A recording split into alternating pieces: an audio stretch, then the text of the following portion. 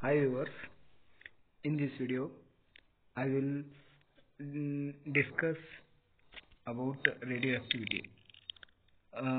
ಇದು ಕಾಂಪಿಟೇಟಿವ್ ಎಕ್ಸಾಮ್ಗೆ ಕೂಡ ಇದು important topic. What is radio activity ಅಂದರೆ ಏನು ತಿಳ್ಕೊಳ್ಳೋಣ ಸಿಂಪಲ್ ಆಗಿ. Radio activity means radioactivity is the process by which unstable atoms break down or decay over a time, releasing energy in the form of radiation. So radioactivity ಅನ್ನೋದು ಒಂದು process ಇದು.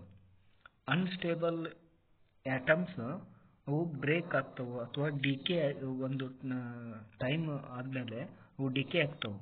ಅದ್ರ ಜೊತೆಗೆ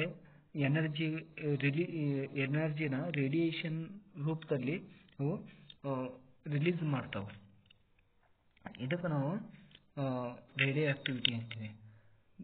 ಇದು ಯಾಕೆ ಆಗ್ತದೆ ಅಂದ್ರೆ because of the atoms nucleus is not stable. ಆ ಆಟಮ್ದು ನ್ಯೂಕ್ಲಿಯಸ್ ಸ್ಟೇಬಲ್ ಆಗಿರುವುದಿಲ್ಲ.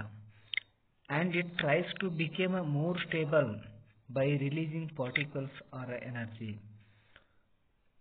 ಇದು ನ್ಯೂಕ್ಲಿಯಸ್ ಇದು ಆಟಮ್ ಇರ್ತೈತಲ್ಲ ಅದು ಸ್ಟೆಬಿಲಿಟಿ ಬರಲಿಕ್ಕೆ ಎನರ್ಜಿನ ರಿಲೀಸ್ ಮಾಡ್ತದೆ.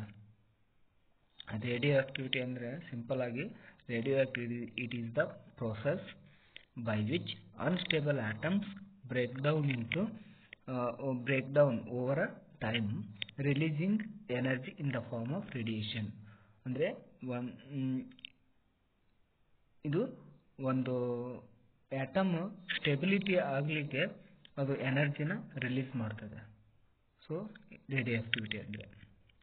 Next, why does radio activity happen? ಯಾಕೆ ರೇಡಿಯೋ ಆಕ್ಟಿವಿಟಿ ಆಗ್ತದೆ? ಸೊ ಆಟಮ್ ಒಳಗೆ ಸೆಂಟರ್ ಪಾರ್ಟ್ ಇರ್ತಲ್ಲ ಅದು ನ್ಯೂಕ್ಲಿಯಸ್. ಆಟಮ್ಸ್ ಯಾವ ಸೆಂಟರ್ ಕೋಲ್ಡ್ ನ್ಯೂಕ್ಲಿಯಸ್. ಆ ನ್ಯೂಕ್ಲಿಯಸ್ ಎದರಿಂದ ಮಾಡಲ್ಪಟ್ಟಿರ್ತದೆ ಅಂದ್ರೆ made up of protons and neutrons. when the number of protons and neutrons is not balanced, ಯಾವಾಗ number of protons ಮತ್ತು neutrons balanced ಆಗೋದಿಲ್ಲ ಅವಾಗ the nucleus becomes unstable and release a energy to try to fix itself. ಯಾವಾಗ number of protons ಮತ್ತು neutrons balance ಆಗಿರೋದಿಲ್ಲ ಅವಾಗ nucleus stability ಆಗಲಿಕ್ಕೆ ಎನರ್ಜಿನ release ಮಾಡಿ ಅದು ಸ್ಟೇಬಲ್ ಆಗಲಿಕ್ಕೆ ಎನರ್ಜಿನ ರಿಲೀಸ್ ಮಾಡ್ತದೆ. ಈ ಪ್ರೊಸೆಸ್ಸಿಗೆ ನಾವು ನ್ಯೂಕ್ಲಿಯರ್ ಡಿಕೆ ಅಂತ ಹೇಳ್ತೀವಿ.